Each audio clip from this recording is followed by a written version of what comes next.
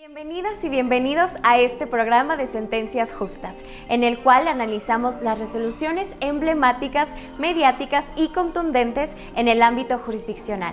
Además, reflexionamos cómo a través de ellas fortalecemos la defensa y protección de nuestros derechos humanos. ¡Comenzamos!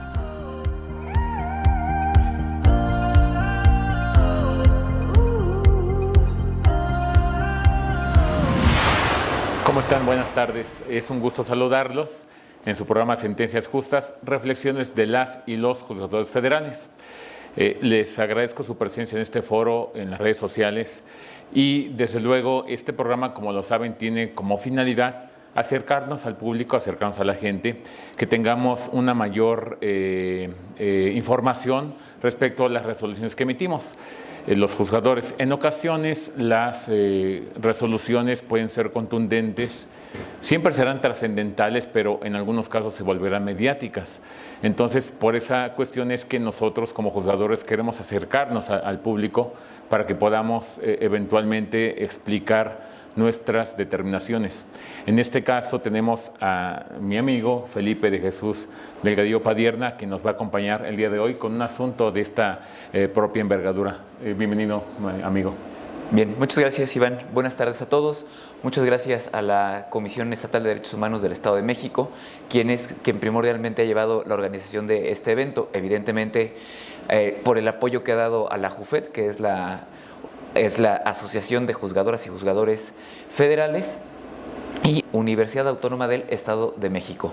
Efectivamente, como lo indicó Felipe, mi amigo Felipe, queremos agradecer esta idea principal y el programa en sí tiene sus orígenes por la coordinación entre la Asociación Nacional de Jueces y Magistrados Federales, JUFED por su apócope, que es juzgados federales o juzgadores federales, y eventualmente con base en esta cuestión se realizó una coordinación con una labor muy ardua, bastante importante de la Comisión Estatal de Derechos Humanos. Agradecemos desde luego en esta idea original al propio magistrado Froilán Muñoz Alvarado, director nacional de la JUFED, y también eventualmente a la presidenta de la Comisión Estatal de Derechos Humanos en el Estado de México, que está presente, la maestra Mirna García Morón, y también al señor director de la Universidad Autónoma del Estado de México, que es precisamente el doctor José Dolores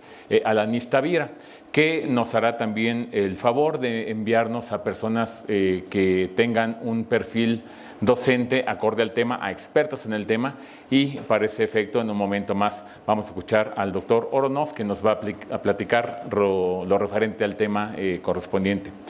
Bien, por otro lado también es importante mencionarles que, como lo habíamos dicho, este tipo de programas se crean precisamente para que podamos explicar alguna sentencia trascendental, alguna resolución. Sentencias Justas tiene esa propia connotación de que se trata precisamente de una resolución de esta naturaleza, que no es la excepción el día de hoy, que vamos a ver un asunto especialmente importante del señor juez, que se trata de un evento bastante sonado en los medios de comunicación, una determinación que en su momento por algunas instituciones del Estado mexicano fue cuestionada, pero que eventualmente los jueces tenemos, como lo habíamos dicho, independencia judicial para eventualmente poder nosotros resolver lo que el propio Estado mexicano nos confiere al protestar nuestro propio cargo.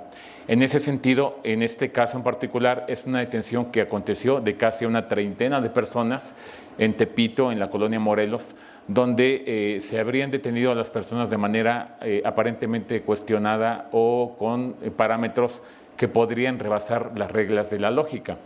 Y desde luego, para poder conocer a profundidad esta determinación está nuestro amigo Felipe de Jesús. Asimismo, te comento, amigo, que para el efecto de poder llegar a la gente, porque nosotros creamos este foro, la idea precisamente de este foro es llegar a las personas, llegar a la población, que nos puedan escuchar, que los podamos escuchar, y ante este panorama es que el staff de la Comisión de Derechos Humanos elaboró un video temático de tu caso en particular, para que podamos definirlo como un aspecto de introducción a manera de una explicación sencilla y eventualmente vamos a presentarte para que podamos también a profundidad que nos expliques, podamos escucharte, nos expliques las razones de tu propia resolución. El 22 de octubre de 2019, a las 5:59 en Tepito, en la Ciudad de México, varios elementos de la Secretaría de Seguridad Ciudadana detuvieron a 27 personas que estaban reunidas frente a más de 366 kilos de marihuana, confeccionada en paquetes, y además portaban un arma de uso exclusivo del Ejército. La policía aseguró los paquetes de droga, el arma de fuego y a las 27 personas. Además, solicitó a las mujeres que mostraran sus pertenencias sin que se les encontrara algún objeto ilícito. Ante este hecho, se presume la existencia de flagrancia, entendida como la detención de una persona al momento de cometer un hecho con apariencia de delito. De acuerdo con los informes, cuando los policías observaron la presencia de personas en la vía pública, solicitaron unidades de apoyo y en menos de un minuto llegaron al lugar 3 unidades con 10 elementos cada una. Sin embargo, aquí resulta confuso que ninguna de las 27 personas se diera cuenta de la policía y que mucho menos huyeran del lugar. En este sentido, la defensa manifestó que la narración asentada en el informe policial homologado era ambigua, vaga e imprecisa. Por lo anterior, el 24 de octubre de 2019, en una audiencia inicial de control de detención, la Fiscalía Federal solicitó un pronunciamiento sobre la legalidad de dicha detención, porque contrario a lo narrado, la defensa expresó la presencia de más unidades, quienes acudieron en apoyo a la solicitud vía radio, entre ellos un elemento policial femenino. Además, la defensa manifestó que previo a la inspección, no se les encontró ningún objeto relacionado con el hecho. Una vez cerrado el debate, el juez de distrito con sede en el Centro de Justicia Penal Federal del Reclusorio Sur, en la Ciudad de México, consideró que los elementos policiales de seguridad pública tuvieron una actuación alejada de derecho, por lo siguiente. 1. Fue un hecho notorio para los habitantes de la Ciudad de México que ese día se realizó un operativo en Tepito, por lo que la intervención policial no era circunstancial. 2. Que en menos de un minuto llegaran más de 30 elementos policiales en 3 vehículos blindados y las 27 personas los esperaran sin huir del sitio. 3. Es poco creíble que se hubieran revisado a las 27 personas y haber embalado todos los objetos en menos de media hora, dada la cantidad de personas y objetos del delito. 4. Que no se siguieron los protocolos policiales existentes para la revisión de personas, sobre todo en la revisión de las mujeres detenidas. Finalmente, la resolución tuvo los siguientes efectos. 1. Se estimó que la detención fue ilegal y no se ajustó a derecho. 2. Se ordenó iniciar una investigación contra los elementos policiales que emitieron el informe policial homologado. Y 3. Se declaró ilegal el informe policial homologado. Ante este panorama, y dada la relevancia del tema, el juzgador Felipe de Jesús Delgadillo Padierna explicará en este programa las consideraciones de su resolución. Bien, como se puede apreciar, es un caso que fue bastante sonado en los medios de comunicación, fue cuestionado y eventualmente, para contextualizar solamente un aspecto previo a darle uso de voz a nuestro invitado, en un control de detención, los jueces, cuando llegamos a la sala de audiencias, no sabemos absolutamente nada del caso. Es decir, no sabemos qué nos van a plantear, qué va a llegar, qué nos van a interponer. Es algo que llegamos prácticamente a ciegas y lo único que conocemos son los nombres de las personas y el delito por el cual se les formula eventualmente imputación, pero eventualmente nosotros no sabemos qué es lo que nos vamos a enfrentar. Es una situación de esta naturaleza con el juez Felipe que vivió esta situación. Y bueno, pues nuevamente me dirijo a ti, amigo.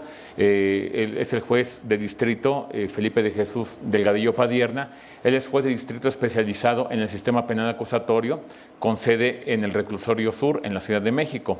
Y como lo hemos dicho en otros foros, el camino de un juzgador para llegar a la posición, al cargo, tal cual de protestar salvaguardar los derechos fundamentales, es un camino de esfuerzo. El propio juez, el señor juez presente en esta audiencia ante ustedes, ha tenido un camino de esfuerzo desde los también lugares muy básicos del Poder Judicial hasta eventualmente llegar a ser juez de distrito, con una presencia bastante importante en la Ciudad de México, porque, como lo saben, es un juzgador bastante conocido por todos nosotros y ha tenido asuntos especialmente relevantes. Podría yo poder exponer su semblanza, su reseña curricular, pero el propio staff de la comisión nos preparó una semblanza que les pido, por favor, si nos pueden proyectar, para que podamos conocer un poco más de su trayectoria profesional. Muchas gracias.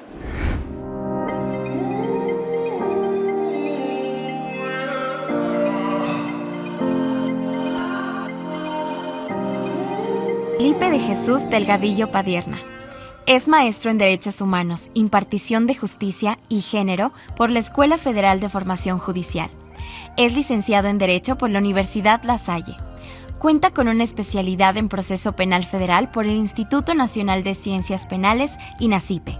Su excelsa trayectoria lo ha llevado a desempeñarse como oficial judicial de los tribunales cuarto y noveno, ambos en materia penal del primer circuito, secretario del séptimo tribunal colegiado en materia penal del primer circuito, secretario del Juzgado Tercero Federal Penal especializado en cateos, arraigos e intervención de comunicaciones, y juez de distrito especializado en sistema penal acusatorio, adscrito al Centro de Justicia Penal Federal del Reclusorio Sur.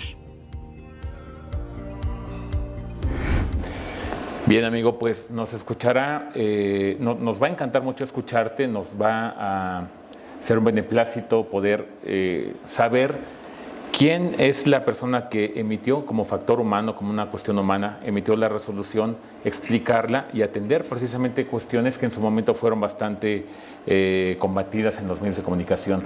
Entonces, por favor, amigo, tienes uso de voz para tu auditorio. De acuerdo. Muchas gracias, Iván. Gracias por la presentación. De nueva cuenta, muchas gracias al público que está presente. Bien, como ha expuesto Iván, básicamente la determinación por explicar es una solicitud de audiencia inicial que formula el Ministerio Público Federal. El contexto ya está dado de forma preliminar, que se llevan detenidas a 27 personas ante el Centro de Justicia. Se les pretendía imputar delitos contra la salud y portación de arma de fuego de uso exclusivo de las Fuerzas Armadas. En esos días en la Ciudad de México había existido un operativo, había sido muy sonado y había llamado mucho la atención porque al menos mediáticamente se había difundido que en el operativo habían hecho hallazgos un poco extraños, como construcciones internas dentro de las unidades habitacionales de esta zona de Tepito y también incluso hallazgos como llamados macabros o que daban mucho lugar a nota roja. Pero al final de cuentas, hacer túneles y construir altares adentro de esos túneles no es un delito. Y después se difundió que derivado de esos hallazgos se había detenido una gran cantidad de personas. Eran alrededor de 33 o 34 personas. Por cuestiones ajenas al tema jurisdiccional, se divide en diferentes carpetas de investigación. La más relevante era la que contenía a los 27 detenidos. Aquí quisiera hacer un pequeño contexto no solo del hecho, sino de las circunstancias. ¿Qué es Tepito? Tepito es un polígono de algunos kilómetros cuadrados cercano a la zona céntrica de la Ciudad de México, que está delimitado en forma geográfica al norte por el eje 2 norte, Eulalia Guzmán, ahí tiene el nombre de Canal del Norte, al sur el eje 1 norte, Mosqueta, del lado oriente, es Avenida del Taller, y del lado izquierdo o del lado poniente es Avenida Paseo de la Reforma. Entonces es una zona muy céntrica, muy importante, porque es la zona aledaña al centro histórico de la Ciudad de México. Es una zona también muy poblada. Entonces, su influencia no solo radica en la zona de Tepito, sino que se expande hacia el centro de la ciudad, hacia la colonia Guerrero, hacia la zona de Peralvillo. Entonces, socialmente es una zona que se maneja muy importante. se maneja ahí básicamente comercio. Desde las épocas prehispánicas ha sido una zona un poco relegada. En los años 40 en la Ciudad de México fue la zona que recibió a un conjunto eran artesanos zapateros que provenían del Bajío y que emigraron por la Guerra Cristera. A partir de ahí ellos se asentaron en el mercado de Tepito y posteriormente se diversificó el comercio. En la época de los años 70 y 80 el comercio migra hacia el tema de la fayuca, así lo conocimos muchos, que era comercio de mercancías provenientes del extranjero, y ahí se vendía la fayuca en Tepito. Posteriormente, por temas de políticas públicas y demás, ahí se asienta el comercio, pero se expande hacia la vía pública. Y de forma paralela crecen actividades legales e ilegales. Entonces empieza a ser muy complejo ya para la autoridad el ingreso a la investigación a la zona de Tepito, porque creció el comercio en la vía pública. La propia vía pública se convirtió también ya en un mercado, se colocaron ya puestos dentro de la vía pública, más bien afuera de las casas en la vía pública. Entonces, la base de ahí siempre ha sido el comercio. Lo digo porque la zona de Tepito no quiere decir que todos sean malos o que todos sean buenos. Vivir ahí no es bueno ni es malo. He tenido compañeros en el Poder Judicial de la Federación que salieron de Tepito. Entonces, no por vivir ahí es malo, no por vivir ahí alguien realiza actividades ilícitas, pero también no por vivir ahí se es bueno. Entonces, ese es un contexto social. El contexto jurisdiccional es que los centros de justicia en la Ciudad de México teníamos mucha carga de trabajo derivada de detenciones en Tepito. Y aproximadamente desde el año de 2016, que es cuando entramos en funciones, teníamos detenciones en este contexto, que se nos llevaba a personas detenidas y resulta que las detenciones derivaban de operativos. Y de los operativos se construía una verdad que se trataba de armar desde el punto de vista jurídico. Entonces, no es lo mismo la verdad del operativo policíaco a la verdad jurídica, que ese es el primer punto que tenemos que ver, porque se construyen entonces realidades paralelas. La realidad prevista en la sociedad de la intervención policíaca, que no es ilegal, no es ilegítima, sino forma parte de sus facultades y de sus funciones, pero por otra parte la realidad que se construye mediáticamente, de qué es lo que había sucedido y qué es lo que en realidad pasaba, que mediáticamente se construía un boom de decir, es que se detuvieron a determinadas personas en un operativo y salían gran cantidad de policías. Pero jurídicamente, ¿qué es lo que había? ¿A quién se detenía? Entonces, los detenidos eran muchas veces personas sin casa, la señora que estaba en un mal momento, el que iba pasando. Entonces, se construyeron o se inició la construcción de verdades ajenas a lo jurídico y a lo que en realidad había pasado. El problema en realidad, ¿cuál es? Que tenemos que afrontar como órganos jurisdiccionales la actuación policial, que no es ilegal, la actuación ministerial, que tenía que trabajar con lo que le llevaba a la policía, y después el Ministerio Público lo que nos llevaba o lo que trataba de llevarnos desde el punto de vista legal. Entonces, ya era una bomba de tiempo que algún día iba a pasar esto. En el año 2018 habíamos tenido una resolución similar con 33 detenidos que tuvo el mismo camino, porque se construyen verdades que son ajenas a la realidad. Entonces, aquí el tema fue que este día había sido mucho más sonado por el tipo de hallazgos y por la difusión mediática que se le dio. Ahora, cuando vimos que la detención aproximadamente había sido a las 5 o 6 de la mañana, un lunes, y el planteamiento entonces es que se había dado una intervención de un lunes para martes. Dentro del contexto social, la zona de Tepito, al ser una zona comercial, ellos tienen que trabajar viernes, sábado, domingo, porque son los días en que vamos los que trabajamos esos días a comprar. Entonces ellos trabajan viernes, sábado, domingo, lunes de forma intensa y descansan el martes. El martes se cierra esta zona, ellos no trabajan y por ello tienen otro, ya se van a descansar, y en este caso los muchachos detenidos argumentaban que estaban en una fiesta. Entonces, para nosotros no sería lógico quién se va de fiesta el lunes en la madrugada. No tendría lógica. Para ellos sí, porque era su día de descanso. Entonces, ahí empieza a brotar ya unos temas y unos puntos que como jueces ya estamos entrenados para ello. Y los medios de comunicación no lo saben, no lo difunden, y la gente que ve este tipo de asuntos no sabe todo este contexto.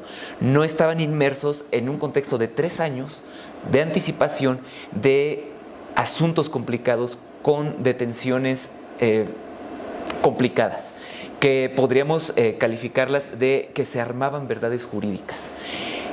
Y una de las razones por la que se creó el sistema penal acusatorio era para evitar que se crearan verdades jurídicas. Cabe señalar que el sistema de trabajo de audiencias nos ha ayudado mucho a ello. ¿Por qué? Porque al estar presentes y al estar escuchando lo que nos dicen las partes, uno va creando ya dentro de su forma interna de pensar y de momento de ir construyendo una resolución. Porque como expuso Iván, no sabemos absolutamente nada. Sabemos qué posibles delitos pueden venir. Sabemos cuántas personas vamos a recibir. Y si acaso, si hubo oportunidad, quiénes van a ser las personas que los van a representar. Pero no sabemos más. Vamos a ciegas. Entonces, uno construye internamente la resolución conforme escucha las exposiciones del Ministerio Público y de la Defensa. Entonces, aquí la detención del Ministerio Público era la detención tradicional.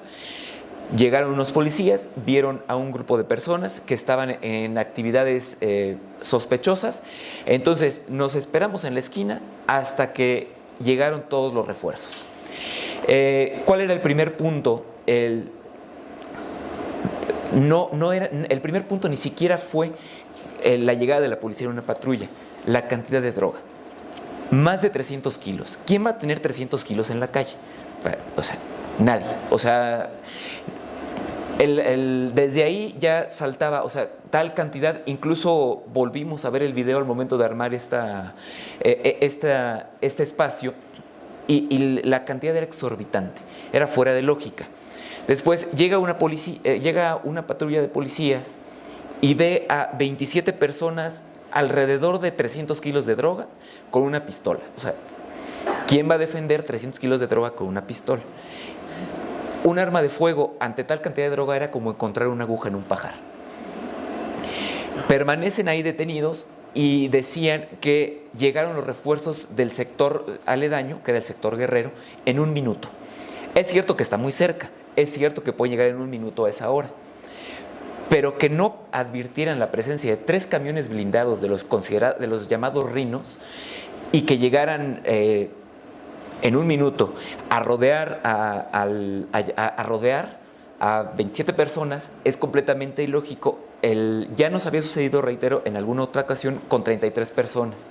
El Defensor Público Federal lo calificó de forma irónica y dijo: es como si estuvieran jugando la rueda de San Miguel y ahí estuvieran esperando que los detuvieran.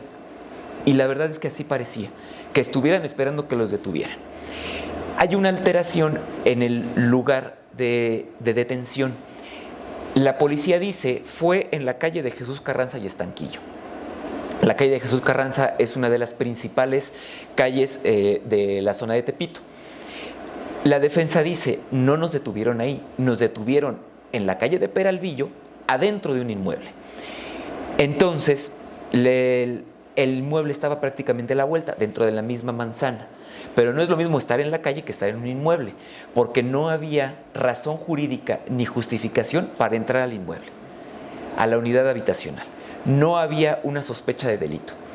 Entonces, por eso modifican el lugar y lo sacan a la calle.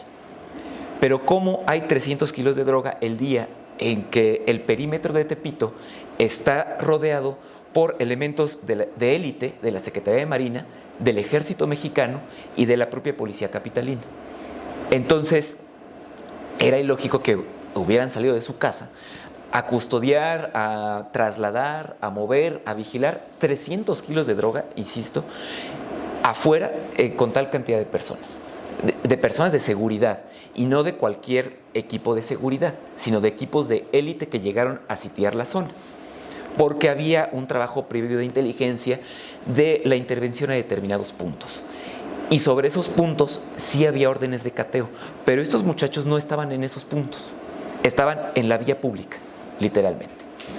Entonces, ahí estaba la otra inconsistencia. Un solo policía es quien lleva a cabo la revisión de todos, embala el arma de fuego y asegura 300 kilos de droga aproximadamente en media hora. La defensa afirma que la detención en realidad se llevó a cabo desde la 1:30, 2 de la mañana. Esto es 4:30 a 5 horas antes de que se justificó su detención en la vía pública. Esto después está sustentado no solo en las declaraciones de los propios detenidos, porque ellos afirman que estaban en una fiesta. Uno de los detenidos era un cantante y él así lo afirma: yo estaba ahí porque me contrataron para trabajar. No recuerdo su nombre y de a poco tendría caso porque le podría hacer publicidad, pero el muchacho dice: yo estaba ahí porque me contrataron para trabajar y ese día fui a trabajar.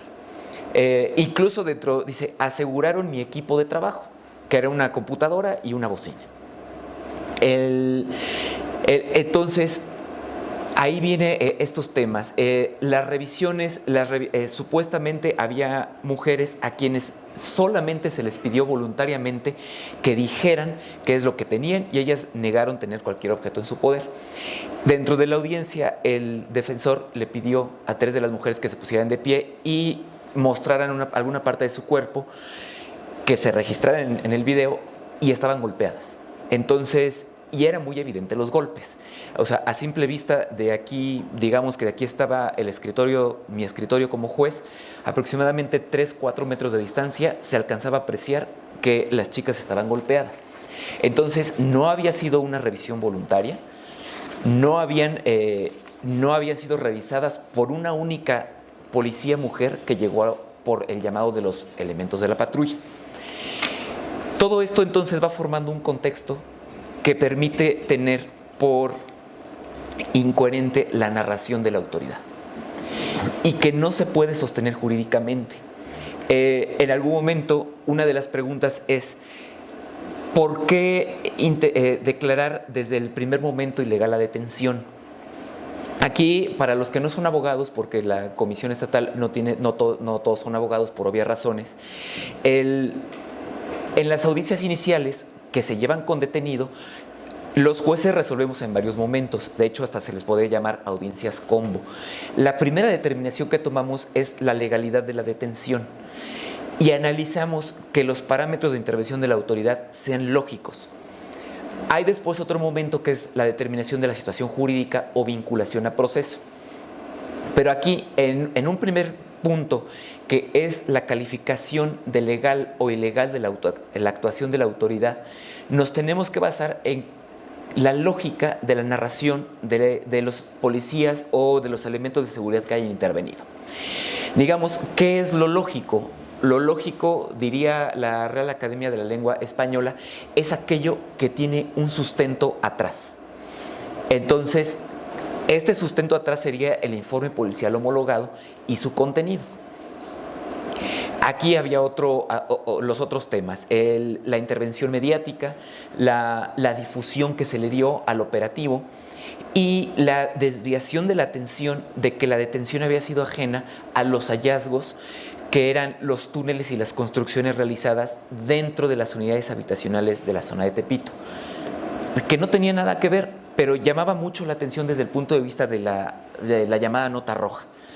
Entonces, se crearon 2 realidades paralelas: los hallazgos de la autoridad, muy valiosos, no se les resta ningún valor a lo que encontraron, porque eran, digamos, zonas de trabajo construidas dentro de las unidades habitacionales.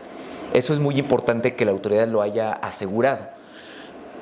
Y otra, la detención de 27 personas, o bueno, de 32, pero en este punto solo 27, porque se intervino a 27 personas en la vía pública sin una justificación y se construyó una verdad desde el punto de vista jurídico. Otro punto, que se manoseó mucho el trabajo del asunto. A los muchachos los llevan a la Fiscalía General de Justicia de la Ciudad de México. Entonces empieza el trabajo en la Fiscalía local y muchas horas después se declara incompetente, porque no tenía una competencia desde el punto de vista jurídico, porque los hechos correspondían al Código Penal Federal por la cantidad de droga. Entonces muchas horas después llega a la Fiscalía General de la República. Ellos le llaman el asunto quemado. ¿Qué podía hacer ya un fiscal con unas cuantas horas para hacer un traslado de ese tamaño?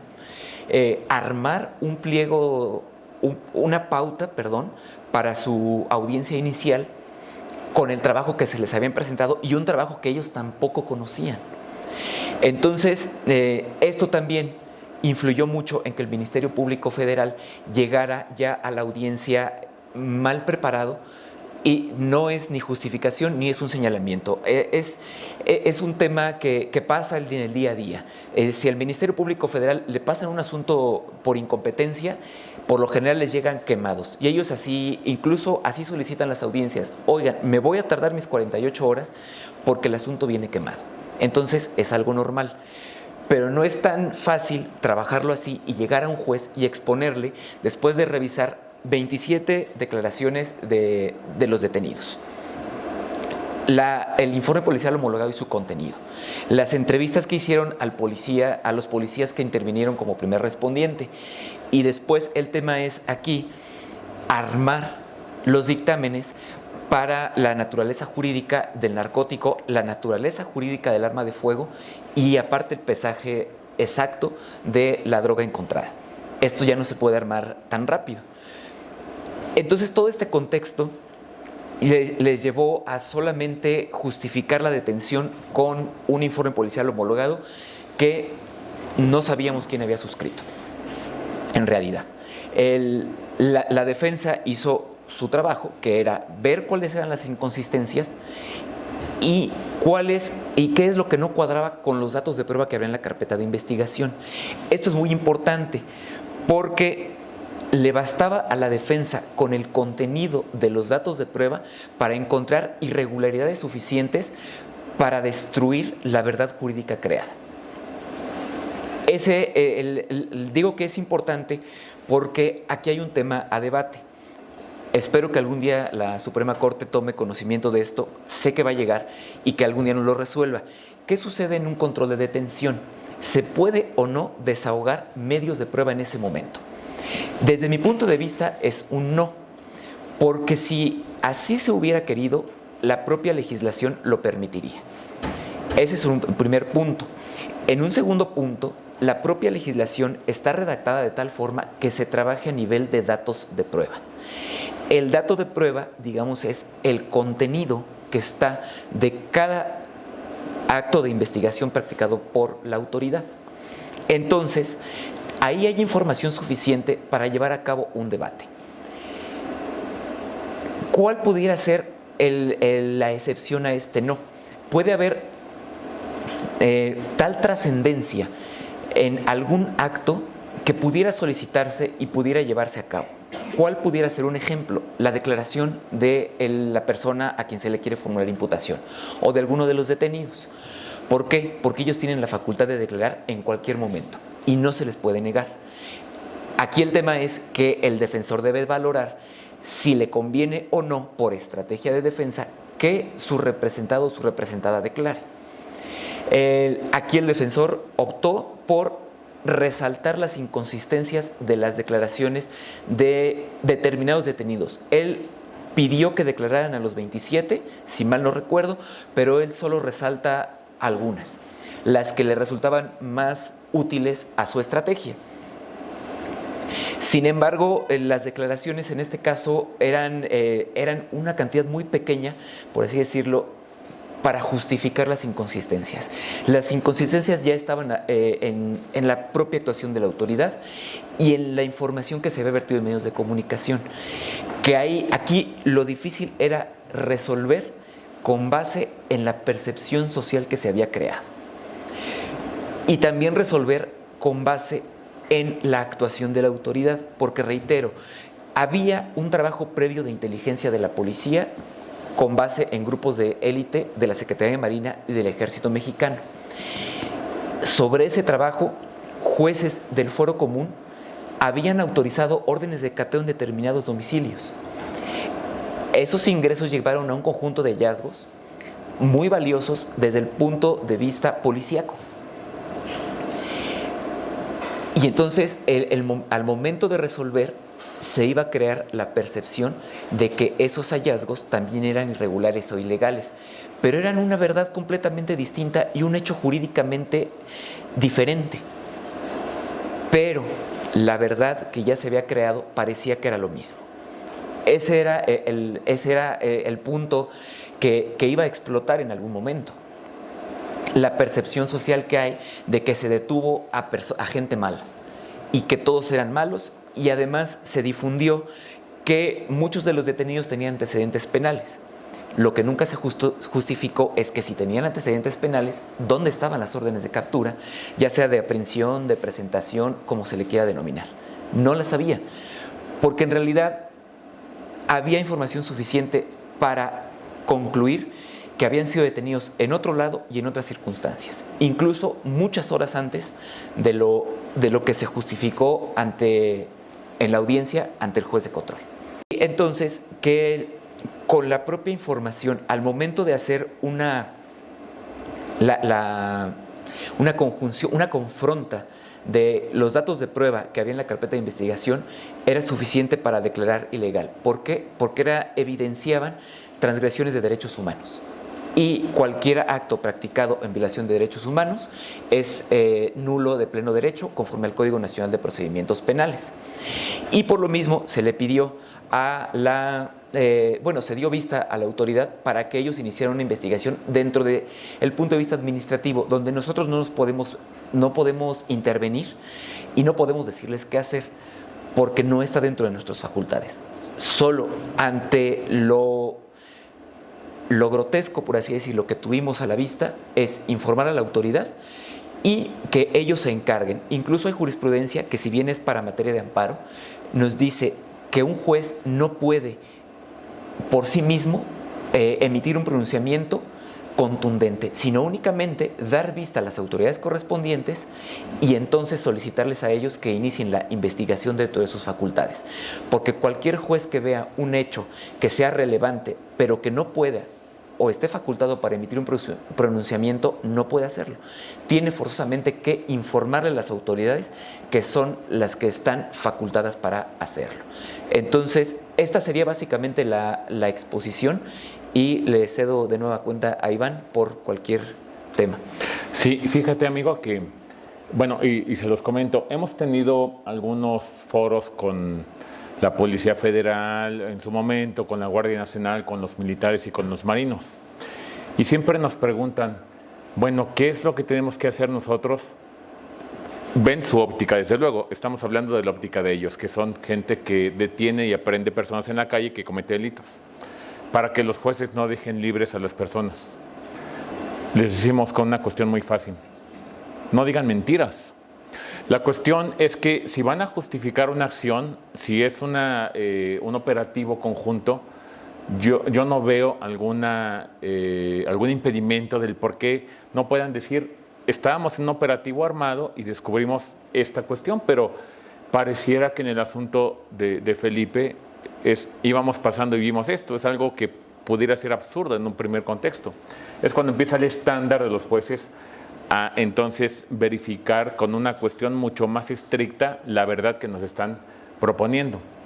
Yo quisiera que nos dijeras, amigo, qué es lo que determina un juez, porque este punto es importante.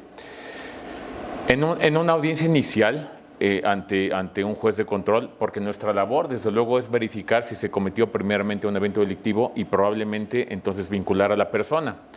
Pero siempre tenemos la tarea de proteger derechos fundamentales. Por eso es que estos foros son muy importantes ante la Comisión de Derechos Humanos y la Academia. Esa es nuestra función. Nosotros podemos, en el control de detención, verificar si hay un evento que aparentemente es lógico o bien esperarnos hasta el auto de vinculación, como lo decía Felipe, para poder resolver.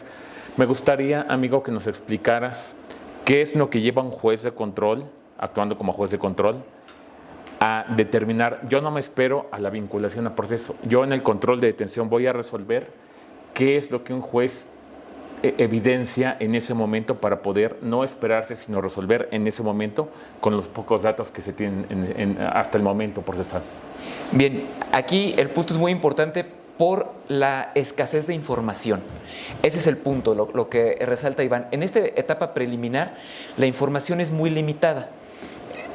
Dependemos de las partes porque son nuestros ojos. Entonces, hablando en lenguaje liso y llano, cuando les pedimos a las autoridades que nos digan, es que ¿cómo le hacemos? No digan mentiras.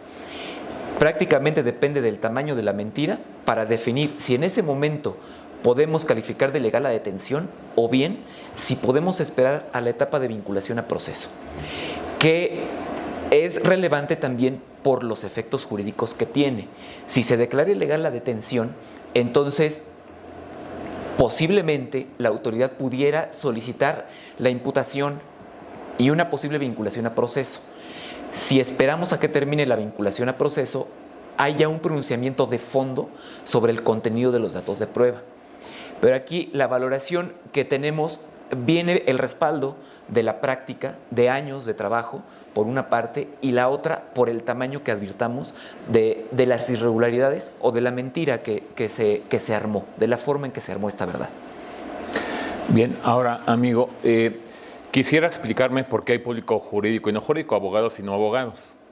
Un estándar probatorio es una exigencia.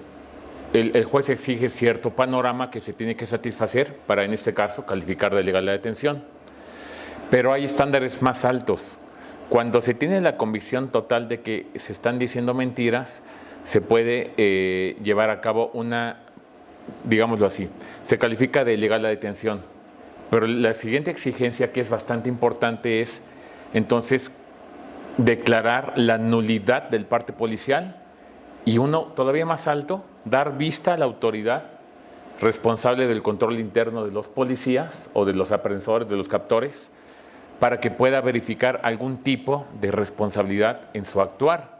Son tres panoramas completamente diferentes, muy exigentes llegar al último, porque el último es precisamente cuando ya dices, están de manera descarada mintiéndole a un juez. ¿Qué es lo que te llevó en este caso, amigo? En este caso en particular, porque lo reitero, y esto es muy importante hacerlo saber como un factor humano, como juzgadores.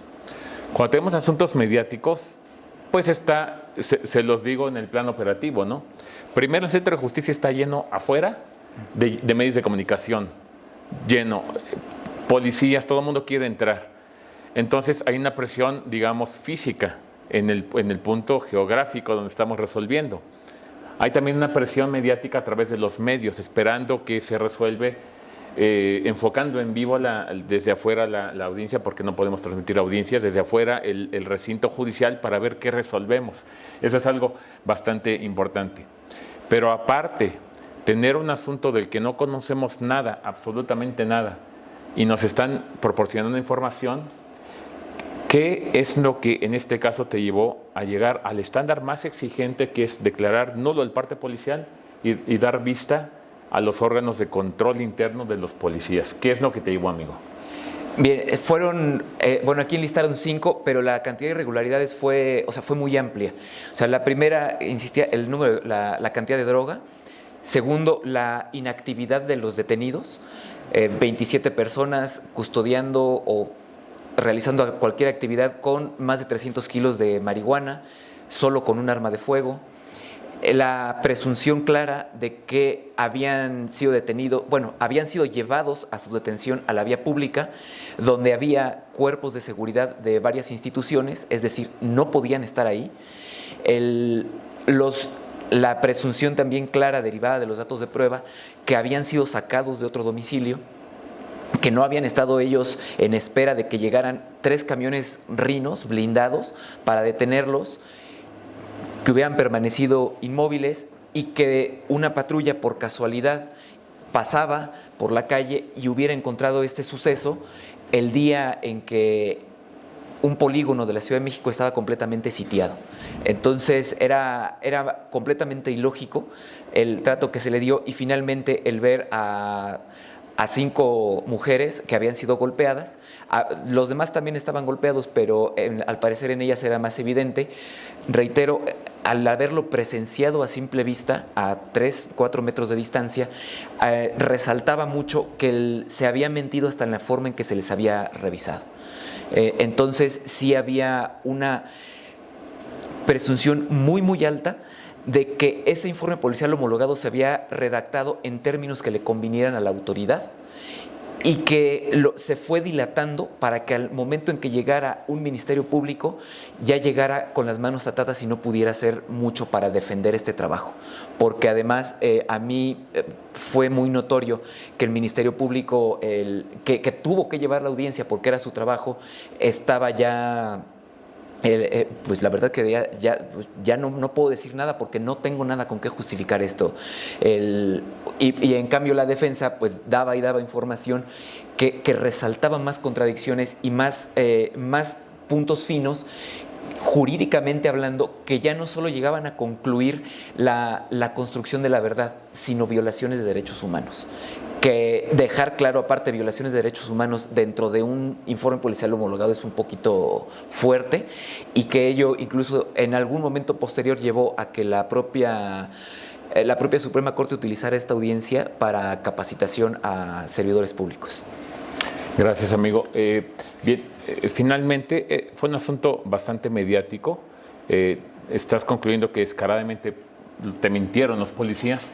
El punto es, y lo he preguntado en otro foro, ¿qué es lo que lleva a un juzgador que tiene un asunto tan mediático, con la presión prácticamente de los medios de comunicación, de la fiscalía, de todo mundo que está esperando que resuelvas? Y tú sabes, fuiste como juzgador bastante atacado por instituciones del Estado mexicano. Entonces, ¿qué es lo que lleva a un juzgador a potenciar su independencia judicial al margen de la consecuencia que venga? ¿Qué es lo que lleva para proteger derechos fundamentales, derechos humanos, que es lo que nos concierne el día de hoy? Bueno, aquí contaría una anécdota. Un ministro ahora en retiro, cuando empezamos el sistema acusatorio, nos dijo: ustedes tienen una labor, entre tantas, de implementar un nuevo sistema. Y lo que no nos va a ayudar, y quédense con esta idea, es que repartamos culpas cuando pase algo malo. Que el policía culpe al Ministerio Público, el Ministerio Público culpe a la policía, y el Ministerio Público culpe al juez, y el juez a su vez culpe a los demás. ¿Por qué? Porque dice, esto va a arruinar, porque es un golpeteo entre instituciones, cuando lo que se trata es de trabajar. Entonces, tenemos que atender a la labor del juez. Si un juez tiene ante sí algo tan evidente como es violación de derechos humanos, tiene que pronunciarse forzosamente. No nos podemos quedar callados. ¿Iba a ser escandaloso? Pues sí, pero había que asumir ese riesgo, porque para eso está un juez. Al final de cuentas, el que tenía que asumir la responsabilidad de todo lo que había pasado iba a ser el juez, y no solo el juez, el Poder Judicial en su conjunto, porque al final, o más bien en el último punto, la percepción social es de los jueces siempre sueltan a los detenidos. Y ahí no les importa si es un juez del fuero común, si es un juez del fuero federal. Ahí el Consejo de la Judicatura Federal, en este caso, fue quien tuvo que asumir el golpe, pero la realidad era otra. Y pues tenemos que armarnos de valor, y siempre tiene que haber un juez, y si estamos ahí es porque en algún momento tenemos que ser valientes para asumir esa responsabilidad. A ti te ha tocado también en muchas ocasiones, y lo único que dices, e incluso cuando era secretario, algún día se lo dije a un titular, lo que están buscando es un valiente que lo firme, y eso es lo que hay que hacer, acogernos a ese punto. Muy bien, amigo. Fíjate que este programa tiene como finalidad acercarnos al público, pero también tener la percepción de la academia. La Universidad Autónoma del Estado de México nos envió a un experto, el doctor Oronoz Santana, que le pediría al staff del programa si le puede acercar un micrófono, por favor, porque nos gustaría escuchar precisamente el perfil académico, la opinión al respecto, cómo ve la academia. En un momento más vamos a proyectar también preguntas de la gente en la vía pública y escuchar nuestro auditorio que seguramente tendrá algunas preguntas. Pero en este caso está presente el doctor Carlos Mateo Oronoz Santana. Él es un catedrático de gran envergadura, ha estado en universidades nacionales e internacionales, ha publicado algunos libros, es titular de las materias de Derecho Penal y también Derecho Procesal Penal bajo el Código Nacional, y nos gustaría mucho escuchar la opinión de la academia. Doctor, si nos hiciera el favor de exponer, si fuera alguna pregunta o alguna observación, con mucho gusto bajo su óptica académica, por favor. ¿Qué elementos tuvo que considerar en una audiencia tan difícil que es el control de detención? Allí tiene escaso tiempo y con los elementos que vienen y que le manifiesta el Ministerio Público y la defensa, tiene que resolver. Nos ha hecho punto por punto qué elementos tomó en cuenta. Y lo que es evidente es que no hubo una flagrancia, sino que simplemente detuvieron a las personas y armaron, como dice el señor juez, una verdad que no era la realidad. Y esto es muy importante. También no se observaron los protocolos que debe de ser la policía. Y aquí lo que demuestra es la deficiencia en la capacitación de nuestras policías. A título personal lo digo, considero que realmente nuestras policías tienen que estar mejor capacitadas. Y algo que es muy importante, la defensa de los derechos humanos que hizo el señor juez, primeramente. Y cómo defendió y cumplió con el debido proceso, que es algo tan importante y que a veces no se comprende, porque estamos en un régimen garantista, en donde se tiene que vigilar que la autoridad no se exceda en sus funciones, que lo haga bien, pero también ustedes como juzgadores, proteger los derechos humanos dentro de un contexto jurídico. Esa es mi opinión y quiero felicitar al señor juez por su valentía y su decisión en este asunto. Rápidamente, que en un control de detención son 3 puntos los que se analizan: la flagrancia, la demora en la puesta a disposición de una persona y el requisito de procedibilidad.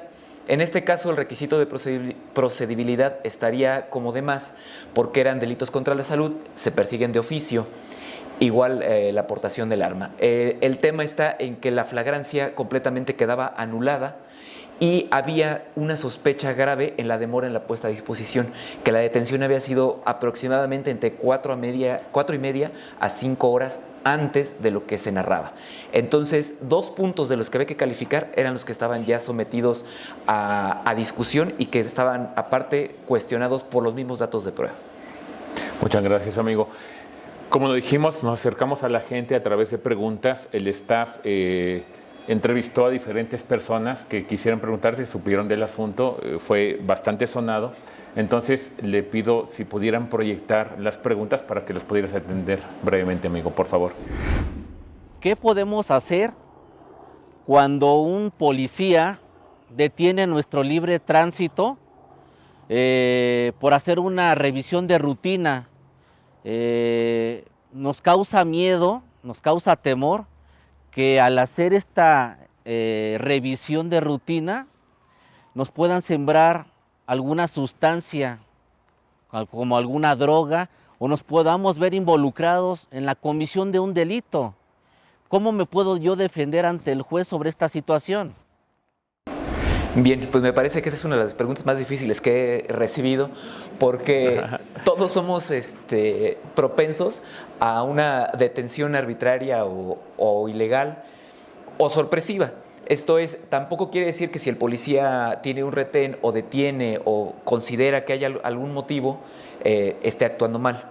Cabe señalar que desde su punto de vista, como decías, eso es lo que nosotros a veces nos cuesta trabajo ponernos en su visión de cómo detener a personas que en realidad están cometiendo alguna actividad ilícita. El tema aquí, como ciudadanos, somos propensos a una revisión y que esta revisión pueda llevarnos a que nos siembren algo que aparte no es algo nuevo, aparte esto esto es histórico. Creo, desde mi punto de vista y mi opinión muy personal, lo primero es no confrontarse con los policías, porque al final son servidores públicos que están haciendo un trabajo. Y segundo, si ellos son agredidos, ellos están preparados para responder las agresiones. Eso es lo que a veces, el primer punto que no entendemos. Ellos están preparados y capacitados para responder la agresión. Tampoco quiere decir que nos dejemos que nos siembren droga, aclaro. Pero sí, en todo caso, no está prohibido grabar. Incluso el día domingo en redes sociales se hizo viral un video de una ciudadana en la alcaldía Benito Juárez que bajo estas circunstancias permitió la revisión, pero grabó a los policías. Y no sale, al parecer había otra persona, pero ella sí los dejó que la revisaran a cambio de videograbar su intervención. Me parece que podemos hacer uso de la tecnología, no está prohibido que se grabe, siempre seamos respetuosos, reitero, no es que el policía sea grosero, ellos están capacitados para intervenir en estas situaciones. Entonces, si una persona lo agrede, el policía va a responder en el mismo nivel, porque es su forma de capacitación. Reitero, no estoy diciendo que les permitamos que hagan lo que ellos quieran, pero sí que tengamos la visión que nos cuesta a todos ver, que ellos buscan, trabajan con personas que van a evitar una detención. Y nosotros no, si los agredimos, ellos van a sentirse agredidos. Pero esto no quiere decir tampoco, insisto por tercera ocasión, que les vamos a dejar que ellos hagan lo que ellos quieran. Pero sí podemos permitir que nos revisen, grabar esa revisión, estar al pendiente, porque también es muy común y hay videos cada vez más frecuentes donde buscan la distracción de una persona para lograr sembrar objetos por otro lado. Entonces, estar al pendiente, tratar de grabarlos, pero en todo momento no confrontarlos. Digo, sé que la verdad es que es una pregunta muy difícil porque sale de lo jurídico, pero es algo a lo que todos estamos propensos. Bien, hay una pregunta más del público. Tengo una duda respecto a esto. ¿Un policía nos puede detener con su dicho? Ya que a veces pasa que a la ciudadanía pues no nos cree y pues por eso existe abuso de autoridad. Entonces no sé qué se podría hacer respecto con este tema. Bien, aquí es importante el tema del dicho de policía. Serían como dos puntos. Uno, el momento en que el policía interviene. ¿Cuál es el motivo y cuál es la razón? Y el otro segundo punto es por qué el policía lleva a esta persona a la autoridad. El dicho del policía, jurídicamente hablando, es lo que él plasma en el informe policial homologado y posteriormente lo que va a decirle a los policías que lo entrevisten. Entonces, para un control de detención, el dicho del policía tiene valor en cuanto a su lógica y a su coherencia, que no esté destruido por algún otro dato de prueba. Ese es el punto del dicho del policía. El otro sería el motivo por el cual interviene y lleva a cabo una posible detención. Quiero dejar claro los dos puntos porque una es la sospecha razonable o sospecha razonada por parte de los elementos de seguridad, que no es el punto, pero ya está validada en precedentes de la Suprema Corte de Justicia de la Nación. Y esto es la motivación de cada elemento de seguridad para llevar e intervenir. Y por otro está ya lo que llega ante el Ministerio Público y posteriormente ante el juez, que es el informe policial homologado y la entrevista que hace la policía que está a cargo del Ministerio Público a los elementos de seguridad que intervinieron. Porque estos últimos dos puntos son técnicamente actos de investigación que tienen valor jurídico ante un órgano jurisdiccional. Y si tienen una lógica o un respaldo atrás de ellos, serán suficientes para calificar de legal una detención o una intervención policial. Solo hasta ahí.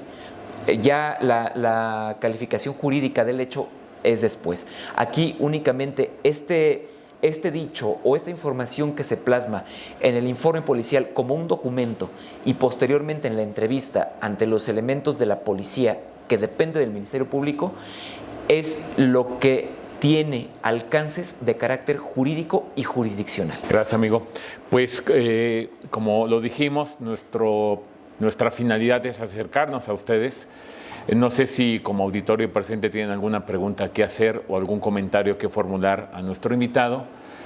Con gusto escuchamos un par de preguntas o de opiniones al respecto. Yo quisiera preguntar, pues conforme a este control de detención, cuando son sometidos a los juzgadores, ¿qué alcance tiene el Registro Nacional de Detenciones conforme al informe policial homologado?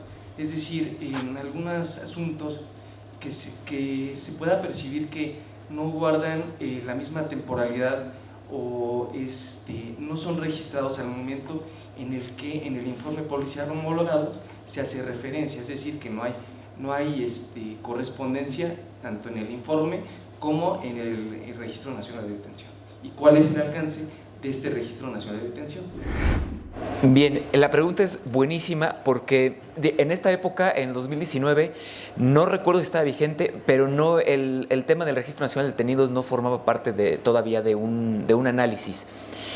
En términos generales, son pocos los abogados que nos hacen referencia al Registro Nacional de Detenidos.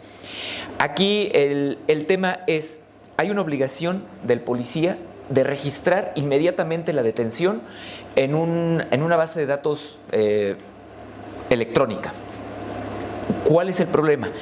Que no todos los policías que llevan a cabo detenciones tienen la posibilidad de llevar a cabo el registro, porque se requiere una clave especial para iniciarlo y que ese registro se suba a las bases de datos de detenidos.